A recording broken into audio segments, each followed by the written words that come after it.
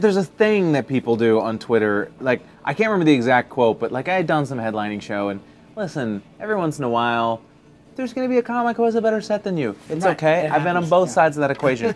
But I remember getting this tweet from some girl who'd been to the show. It was like, I went to see @Christ Finnegan, but you were better, like to somebody else. I'm like, why at me there? You know what I mean? Like, why? I don't understand this idea. Yeah. Because when somebody does that, when they put your actual Twitter handle, it's like talking really loud so that this person can hear you. Right. Like, you know, exactly. like, yeah, Sean's kind of a dick. I don't know, like he's such an asshole. You know? Yeah. Just It's just so you know.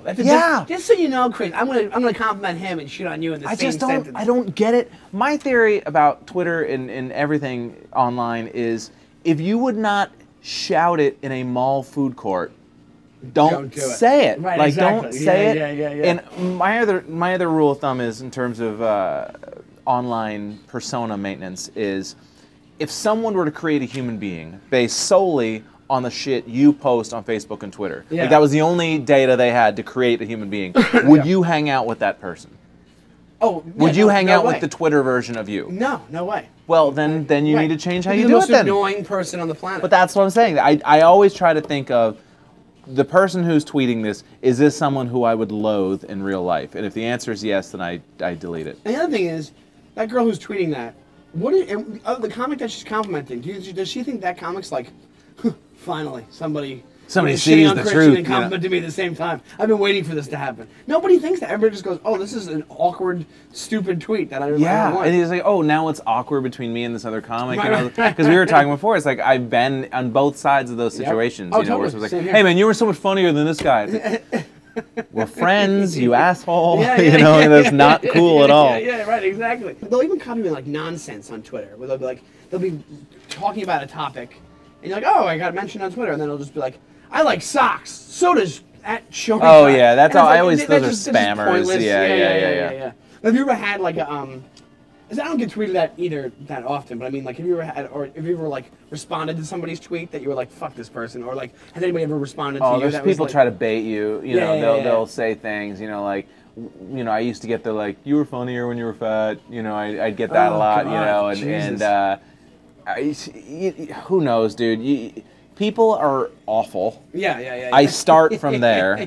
That people are disgusting. So you start from the ground floor. You start from like you have to really. Yeah. But it's like a good place to start. I gotta tell you, it is hard not to get lured into those, you know, bickering arguments. And it's like, all right, now I'm angry at someone who I never have met and never will meet. Yeah. And a lot of times, like, people will insult you on Twitter, and it's like, you know, I'm not even gonna give you the dignity of a response because. And they're doing this because they're anonymous. They have the internet behind them. They have anonymity behind them. They're not going to go. They know you're not going to go chase them down and yell at them or anything like that. So they're doing it so that they can feel better about themselves. I hate this whole generation. the Twitter and the Reddit. And I like Twitter. I just don't like what it's done to people. I feel like I'm in this sort of tweener space where I'm not old enough that I can be like, the internet, I don't get it. Like, of course I have to be involved in it and things like that. But I'm not young enough to know it intuitively. So I constantly feel like I'm speaking a second language you know, that I am like the dad trying to rap or something, you know? And there's just like fish out of water kind of thing.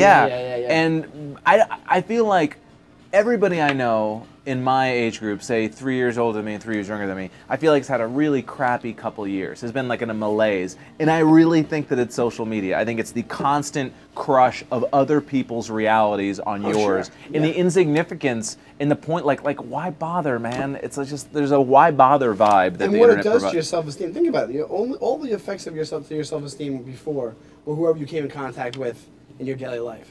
But when you add the internet and Twitter to that, it's compounding it by 10 times the amount of people. And it's like you're interacting with thousands of more people, and each interaction means 1,000th as much. Right, exactly. You know what I mean? So it's just, yeah. It's everybody talking, nobody listening. You know, which is a hard thing to complain about when you talk and expect people to listen for a living. Right, exactly. It does just feel like, you know, when it's like when you go to a concert and you see everybody filming the show, it's like you'll never watch that.